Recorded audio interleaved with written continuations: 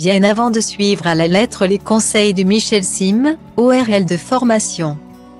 C'est Martine Alain Regnault que les téléspectateurs écoutaient avec la plus grande attention. Des années 80 au début des années 2000, elle était la référence en matière de journalisme médical. Ayant officié aussi bien sur TF1, France 2 et auparavant Antenne 2. Malheureusement, l'icône du petit écran s'est éteinte ce samedi 8 octobre à l'âge de 85 ans. C'est France Télévisions qui s'est chargé d'annoncer la triste nouvelle sur Twitter. France Télévisions salue la mémoire de Martine Alain Regnault, figure marquante et emblématique du journalisme médical sur Antenne depuis France 2. Notamment dans l'émission Savoir Plus Santé, avec François de Closet, est-il indiqué dans un court communiqué.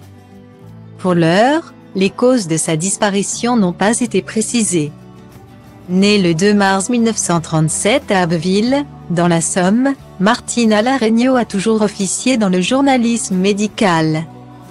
Elle avait débuté sa carrière dans la presse écrite, en écrivant pour le magazine Science et Vie de 1962 à 1990.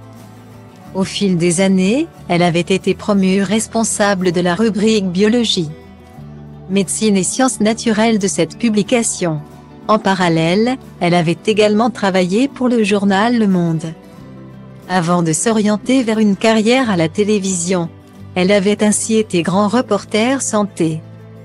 D'abord pour Antenne 2 entre 1977 et 1987, puis pour TF1 entre 1987 et 1992.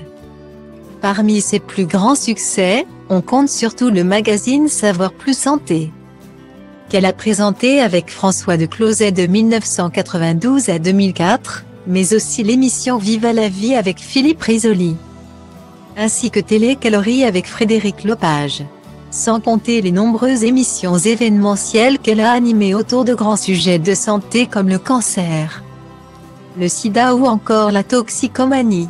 Elle laisse derrière elle une fille, Charlotte, née en 1970.